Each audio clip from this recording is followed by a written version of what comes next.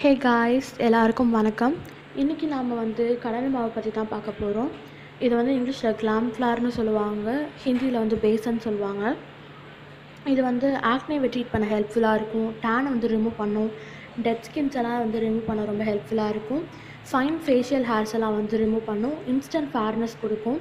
And இதில் alkaline properties இருக்கனால நமக்கு pH லெவலை பேலன்ஸ் பண்ண ரொம்ப ஹெல்ப்ஃபுல்லாக இருக்கும். ஸோ வாங்க வீடியோக்குள்ளே போகலாம். ஃபர்ஸ்ட் ஒரு ஃபேஸ் வாஷ் தான் பார்க்க போகிறோம். இது ட்ரை ஸ்கின்க்கு.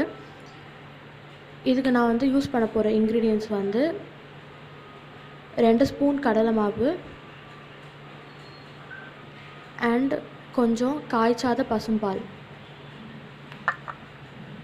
உங்களுக்கு எவ்வளோ தேவையோ அவ்வளோ நீங்கள் ஆட் பண்ணி இதை டைல்யூட் பண்ணிக்கலாம். இதை நம்ம ஃபேஸ் வாஷ்க்கு பதிலாக யூஸ் பண்ணிக்கலாம்.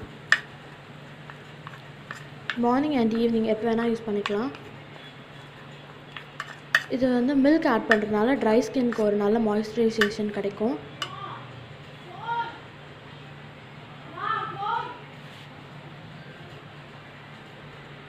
ஸோ நெக்ஸ்ட் ஆயிலி ஸ்கின்க்கு எப்படி ஃபேஸ் வாஷ் பண்ணலான்னு பார்க்கலாம். இதுக்கு நான் 2 ஸ்பூன் கடலை மாவு எடுத்துக்கிறேன். அது கூடவே வாட்டர் ஆட் பண்ணுறேன். உங்களுக்கு கன்சிஸ்டன்சி எப்படி வேணுமோ அது மாதிரி நீங்கள் வாட்டர் ஆட் பண்ணிக்கலாம். இதையும் நம்ம எப்போ வேணால் யூஸ் பண்ணிக்கலாம். ஒரு நாளைக்கு எத்தனை தடவை வேணால் யூஸ் பண்ணிக்கலாம். இது நல்ல ரிசல்ட் கொடுக்கும் நமக்கு. ஸோ நெக்ஸ்ட் நம்ம ஃபேஸ் பேக் தான் பார்க்க போகிறோம். இது ஆயிலி ஸ்கின்க்கு. இதுக்கு நான் ஒரு பனானாவை நல்லா மேஷ் பண்ணி வச்சுருக்கேன். உங்களுக்கு வேணால் நீங்கள் மிக்சியில் போட்டு கிரைண்ட் பண்ணி வச்சுக்கலாம். அடுத்து கொஞ்சம் கடலை மாவு எடுத்திருக்கேன், அப்புறம் ஹனி எடுத்திருக்கேன். ஸோ ஃபர்ஸ்ட் நான் என்ன பண்ணுறேன் அப்படின்னா, ஒரு ஸ்பூன் கடலை மாவு போட்டுக்கிறேன்.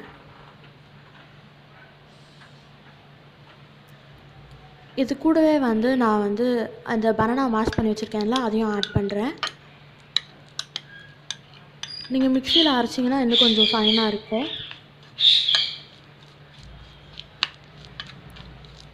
உங்களுக்கு கடலை மாவு இன்னும் வேணும் அப்படின்னு நினச்சிங்கன்னா நீங்கள் இன்னும் கொஞ்சம் கூட ஆட் பண்ணிக்கலாம். இன்னும் ஒரு ஸ்பூன் ஆட் பண்ணிக்கலாம்.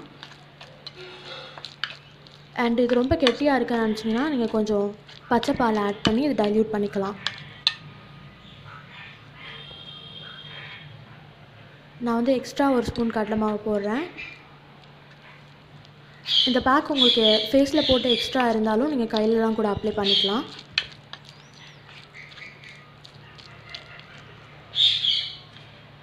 அண்ட் இதில் நான் ஹனி யூஸ் பண்ணுறேன். ஒரு 1/2 ஸ்பூன் ஹனி ஆட் பண்ணுறேன். ஹனி ஹேரை ஒயிட் ஆக்கும் அப்படின்றதெல்லாம் அது மித்து தான்.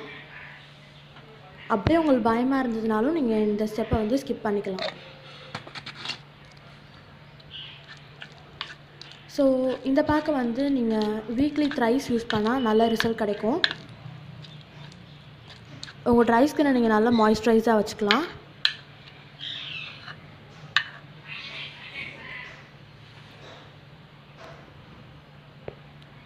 அவ்வளோதான், பேக் ரெடி. இது நம்ம ப்ரஷ் வச்சு கூட அப்ளை பண்ணிக்கலாம், இல்லை ஹேண்டாலே அப்ளை பண்ணிக்கலாம். நெக்ஸ்ட்டு நம்ம ஆயிலி ஸ்கின்னுக்கு பேக் பண்ண போகிறோம். இதுக்கு நான் டர்மரிக் எடுத்திருக்கேன், இல்லை டியூமரிக்னு சொல்லுவாங்க. நான் வயலட் டியூமரிக் எடுத்திருக்கேன், அதாவது கஸ்தூரி மஞ்சள் எடுத்திருக்கேன். நீங்கள் நார்மல் மஞ்சள் கூட எடுத்துக்கலாம். அண்ட் கடலை மாவு எடுத்திருக்கேன். கொஞ்சம் ரோஸ் வாட்டர் எடுத்திருக்கேன். ரோஸ் வாட்டருக்கு பார்த்தா நீங்கள் கர்டு கூட யூஸ் பண்ணிக்கலாம். கர்டு தான் பெஸ்ட்டு எனக்கு தெரிஞ்சு. பட் எனக்கு ரோஸ் வாட்டர் பிடிக்குன்றனால நான் ரோஸ் வாட்டர் எடுத்திருக்கேன். உங்களுக்கு எது வேணுமோ நீங்கள் யூஸ் பண்ணிக்கலாம். ஸோ இதுக்கு நான் 1 ஸ்பூன் கடலை மாவு எடுத்துக்கிறேன். அண்டு 1/2 ஸ்பூன் மஞ்சள் எடுத்துக்கிறேன். 1:2 ரேஷியோ எடுக்கணும். ஒரு பங்கு மஞ்சள்னால் இன்னொரு பங்கு எக்ஸ்ட்ராவாக கடலை மாவு போடணும். அண்ட் இது கூட நான் ரோஸ் வாட்டரை ஆட் பண்ணி டைல்யூட் பண்ணிக்கிறேன். ஸோ இந்த ஃபேஸ் பேக்கையும் நம்ம வீக்லி த்ரைஸ் யூஸ் பண்ணோன்னா நல்ல ரிசல்ட் கிடைக்கும். இது பிம்பிள்ஸ் போகிறதுக்கும் ரொம்ப ஹெல்ப்ஃபுல்லாக இருக்கும் இந்த பேக். இந்த பேக்கை நீங்கள் ப்ரஷ்ஷாலே அப்ளை பண்ணிக்கலாம், இல்லை கையால் வேணுனாலும் அப்ளை பண்ணிக்கலாம். ஒரு 20 மினிட்ஸ் இதையும் வச்சுருங்க. அண்டு ட்ரை ஸ்கின்னுக்கு நான் சொன்ன மாஸ்க்கை 15 மினிட்ஸ் வச்சா போதும். 10 to 15 மினிட்ஸ். இது 20 மினிட்ஸ் வச்சுக்க வச்சுருக்கலாம். உங்களுக்கு இந்த வீடியோ பிடிச்சிருந்தா லைக் பண்ணுங்கள், ஷேர் பண்ணுங்கள், சப்ஸ்கிரைப் பண்ணுங்கள். அண்ட் ஏதாவது டவுட் இருந்தது அப்படின்னா கமெண்ட் பண்ணுங்கள். பாய்.